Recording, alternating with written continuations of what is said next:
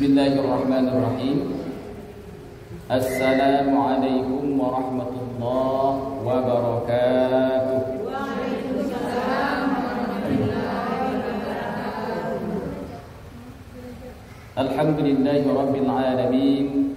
Wassalatu wassalamu ala asyrafil mursalin Sayyidina wa maulana Muhammadin wa ala alihi wa sahbihi ajma'in. Subhanaka la ilma lana illa ma 'allamtana innaka antal alimul hakim. Rabbi shrah lana sudurana wa yassir lana umurana waghfir lana dhunubana ya rabbal alamin. Yang sama-sama kita hormati Ibu Ketua Majelis Taklim Uswatun Hasanah, Ketua Majelis Taklim Uswatun Hasanah, kemudian ibu-ibu para jamaah yang kami tak sebut namanya satu persatu, yang jelas maupun kalau disebut namanya juga tidak tahu satu persatu. Jadi mudah-mudahan semuanya dalam keadaan sehat walafiat, dan kehadiran kita dalam majelis ini diberkahi dan diridhai oleh Allah Subhanahu wa taala. Amin ya rabbal alamin. Ibu-ibu jamaah yang dimuliakan Allah, kami sengaja membawa sebuah buku, sebuah kitab. Kitab ini adalah sejarah perjalanan Nabi, sejarah perjalanan Nabi Muhammad sallallahu alaihi wasallam. Secara kebetulan karena kita sudah berada di bulan Rajab, tanggalnya sekarang tanggal 15, baik 15 Januari maupun 15 Rajab. Ya, secara kebetulan bersamaan. Nah, di bulan Rajab ini sama-sama kita ketahui, biasanya kalau sudah bulan Rajab, apalagi di akhir-akhir bulan Rajab, itu sering kita dengar, kita ikuti, kita laksanakan peristiwa peringatan peristiwa Isra dan Mi'raj Nabi Muhammad sallallahu alaihi wasallam. Nah, dalam kesempatan yang terbatas ini kami akan menyebutkan fakta-fakta yang berkaitan tentang peristiwa Isra dan Mi'raj yang dialami oleh Nabi sallallahu alaihi wasallam. Cuma memang bukan dicerita dari A sampai Z, mungkin tidak cukup waktunya. Cuma kita ambil aja mana yang apa namanya, yang luar biasa, yang mungkin ada kaitannya dengan kehidupan ibu-ibu nanti. Jadi itu yang akan kita sebutkan, akan kita jelaskan, akan kita sampaikan kepada ibu-ibu jamaah sekalian. Jadi kitab ini ibu-ibu, judulnya Ar-Rahiqul Maktum. Pengarangnya adalah ulama besar, namanya Syekh Safiyur Rahman Al-Mubarakfuri. Jadi beliau ini mendapat penghargaan penulisan sejarah Nabi sallallahu alaihi wasallam yang pernah diadakan di Arab Saudi. Jadi inilah kitabnya. Kita lihat ibu-ibu, fakta apa saja yang berkaitan tentang Isra dan Mi'raj. Mungkin yang ibu ketahui itu kalau ada yang namanya peringatan Isra Mi'raj, pasti pembahasannya masalah solat. Solat, Nabi naik ke langit. Mungkin itu yang akurat, yang yang tahu, yang sering disebutkan. Tidak salah. Yang model itu ada juga. Namun ada yang hal lain nanti yang mungkin sebelumnya ibu tidak ketahui. Fakta yang pertama, sebelum kami membacanya, yang ibu tahu peristiwa Isra Mi'raj ini tanggal berapa? Yang ibu tahu. Biasanya orang memperingati Isra dan Mi'raj ini tanggal berapa biasanya? Tunggu dulu Ustaz, tengok kalender dulu. Tanggal 27. Berarti masih update ibu-ibu tuh. Masih update. Jadi yang kita tahu selama ini, Isra dan Mi'raj itu terjadi pada bulan Rajab. Tanggalnya tanggal 27. Rupanya para ulama itu, ulama ahli sejarah maksudnya, mereka itu berbeda pendapat kapan peristiwa Isra dan Mi'raj itu terjadi. Di dalam kitab ini ada 6 pendapat. Banyak. Ada tak yang sesuai dengan kecil ibu-ibu tadi itu? Bulan Rajab tanggal 27. Kami baca yang pertama. Pendapat yang pertama, kapan terjadi Isra dan Mi'raj itu? Ada yang berpendapat kanal Isra'u fi sanatin lati akramahu Allah fiha bin nubuwah.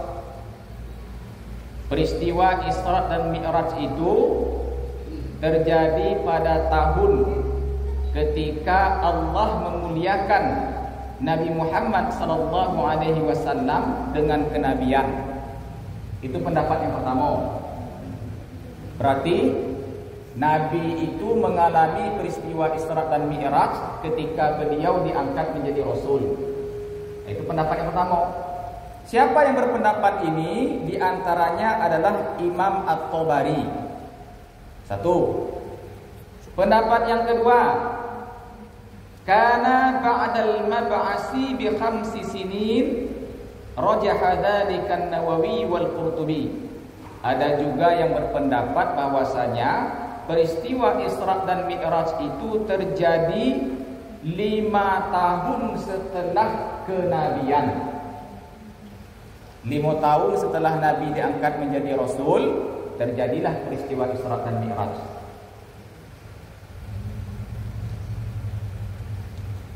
Siapa yang berpendapat seperti itu? Yang berpendapat seperti itu adalah An-Nawawi wal Qurtubi. Imam Nawawi dan Imam Al-Qurtubi. Pendapat yang ketiga, kana lailatus sabi'i wal 20 min syahri Rajab sanata 10 minan nubuwah. Peristiwa Isra dan Mi'raj itu terjadi pada tanggal 27 bulan Rajab, tahun ke-10 kenabian. Aduh berarti dah. Bulan Rajab tanggal 27. Ada pula yang berpendapat qabla al-hijrah bi 16 syahran, ay fi Ramadan sanata 12 minan nubuwah. Ada juga yang berpendapat peristiwa Isra dan Mi'raj itu terjadi pada 16 bulan sebelum hijrah, pada bulan Ramadan tahun ke-12 kenabian. Jadi kalau seandainya ada kita melihat atau mendengar orang yang memperingati Isra Mi'raj pada bulan Ramadan, jangan ibu salahkan. Ya Bu ya. Kalau seandainya ada ibu ke Bengkulu misalkan bulan puasa, pas numpang sholat di suatu masjid, rupanya jamaah masjid yang bersangkutan sedang memperingati Isra dan Mi'raj Nabi Muhammad sallallahu alaihi wasallam. Apa kata ibu ala gitu jamaah saya? Ya. Orang biasanya bulan puasa pun nuzul Quran ini Isra Mi'rajnya. Memang ada pendapatnya, Bu. Itu. Nah, kayak yang kita tahu selama bulan Rajab, masalah masuk bulan Rajab, malah sibuk orang naik Isra Mi'raj. Rupanya bulan Ramadan dan juga sholat Isra Mi'raj. Pendapat sebagian ulama. Pendapat yang berikutnya, qabla al-hijrati bi sanatin wa syahrain. Ai fil Muharram sanata 13 min an-nubuwah. Ada pula yang berpendapat peristiwa Isra dan Mi'raj itu terjadi pada setahun 2 bulan sebelum hijrah. Setahun 2 bulan sebelum hijrah.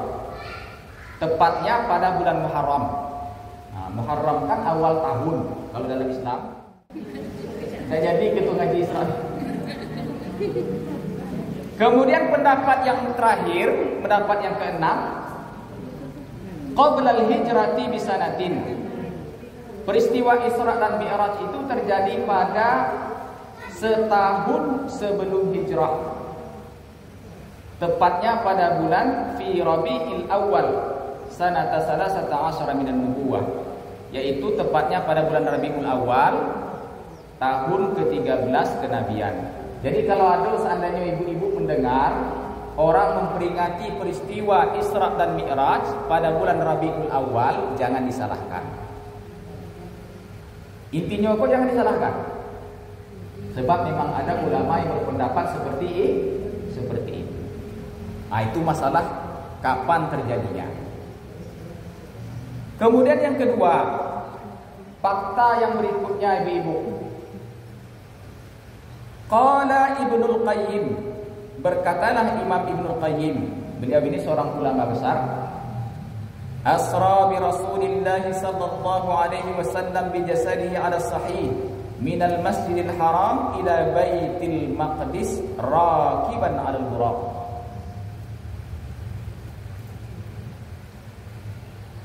Allah memperjalankan Rasulullah sallallahu alaihi wasallam, yaitu Nabi Muhammad, bijasadihi ala sahih, dengan jasadnya secara mutlak.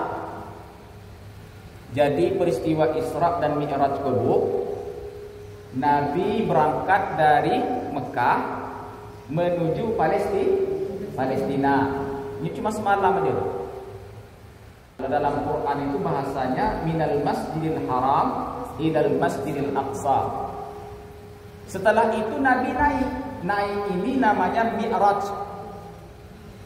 Naik langit yang pertama, kedua, ketiga, keempat, sampai langit ketujuh, sampai ke Sidratil Muntaha. Itu dalam keadaan Nabi dalam keadaan sadar, bukan menghayal, bukan bermimpi, bukan halusinasi. Kelak dikecek pula peristiwa Isra dan Mi'raj itu dongeng. Jangan, Bu. Kalau kita meragukan peristiwa Isra dan Mi'raj, dipertanyakan keimanan kita. Kalau ibu misalkan ragu, kenapa demikian? Karena ketika Nabi menceritakan peristiwa itu kepada kaumnya, kaum kafir Quraisy pada waktu itu, mereka tidak percaya. Bahkan orang yang sudah beriman dengan Nabi pun ikut goyang keimanannya. Abu Jahal,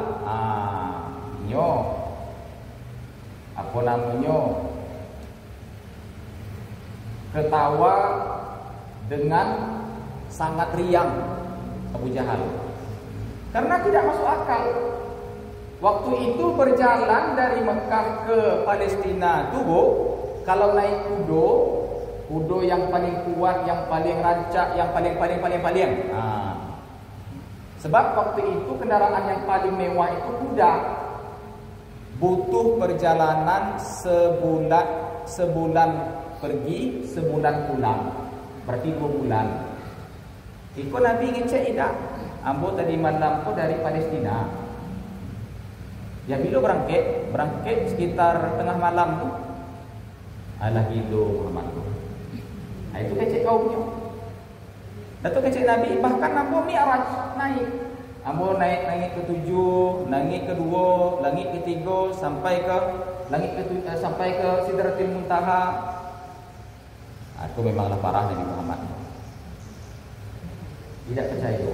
Nah, sedangkan di dalam riwayat, bahkan di dalam Al-Quran sendiri, peristiwa itu betul-betul terjadi. Nah itu Bu. Jadi jangan dikecek dongeng. Nabi bukan bermimpi. Nah, sesampainya di Palestina, apa yang dilakukan Nabi? Shalla bil anbiya'i imaman.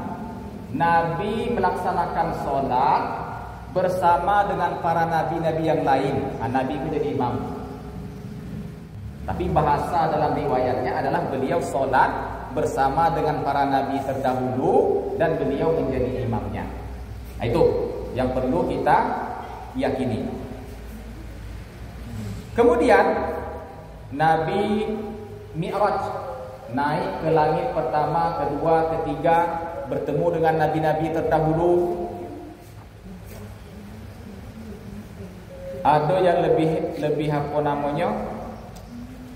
Yang lebih luar biasa, Ibu. Ini akan kami bacakan. Jadi ketika Nabi Mi'raj dinaikkan ke langit, beliau di sini diceritakan beliau diperlihatkan oleh Allah Subhanahu wa taala surga dan neraka. Nabi ini diperlihatkan oleh Allah Subhanahu wa taala surga dan neraka. Beliau melihat ra'a malikan khazinan nar. Beliau melihat malaikat penjaga neraka. Wa huwa la yadhak. Rupanya malaikat penjaga neraka itu tidak pernah senyum. Tidak pernah senyum penjaga neraka ini, ibu-ibu. Dia jadi memang sadis. Mulai tempatnya mengerikan, neraka itu, sampai malaikat penjaganya juga mengerikan, tidak pernah senyum. Jadi kalau ibu-ibu ada nengok orang yang tidak pernah senyum,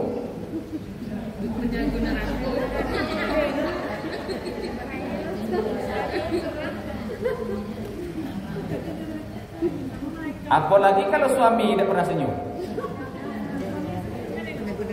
Penjaga neraka suami. Nah itu.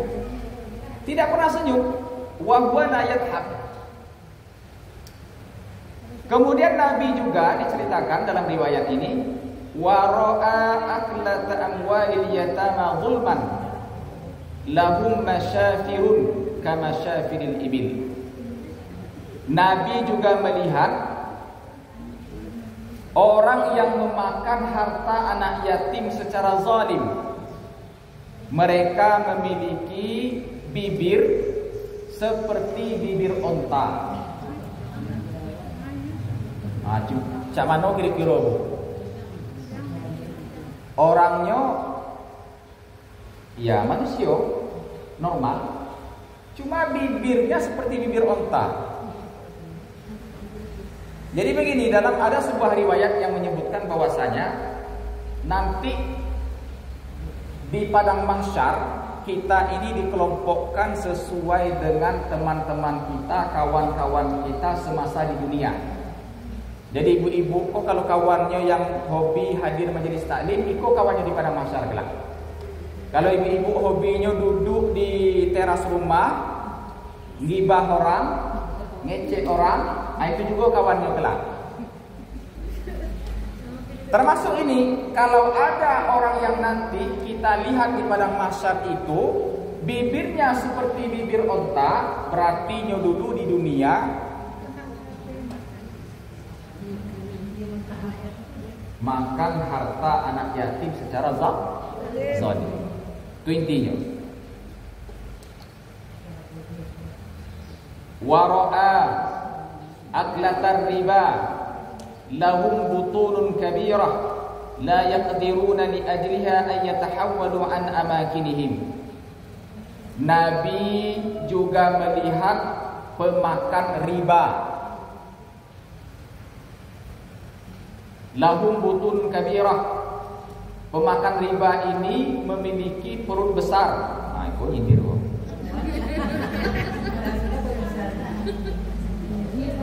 Yo. Memiliki perut besar. La yaqdiruna li ajliha ay yatahawwalu an amakinihim. Saking besar perutnya, mereka tidak mampu bergerak berpindah dari tempat-tempatnya. Baiklah gedangnya perutnya bu, yo tidak bisa bergerak lagi. Nah, itu pemakan riba. Nah, itu yang khusus-khusus. Wara'az zinata baina aydihim lahmun saminun tayyibun ila jambihi lahmun ghithun muntinun. Nabi juga melihat para pezina, para pelakor, para penghancur rumah tangga orang. Baina aydihim lahmun saminun tayyibun. Mereka ini di sebelah kanannya ada makanan, ada daging. Lahmun ini daging. Ada di sebelah kanannya ada daging saminun tayyibun, daging yang berminyak, daging yang baik. Wa ila jambihi lahmun ghithun muntinun. Sedangkan di sebelah kirinya ada daging yang busuk, yang berulat. Pokoknya tidak elok. Tapi anehnya ibu-ibu, ya'kulu minal ghithil muntini wa yatrukuna tayyibas samina. Anehnya mereka ini memakan daging yang berulat, yang busuk, dan meninggalkan daging yang baik lagi berminyak tadi. Koko namanya ada yang halal tapi mencari yang haram. Kalau bahasa lainnya selingkuh. Nah itu.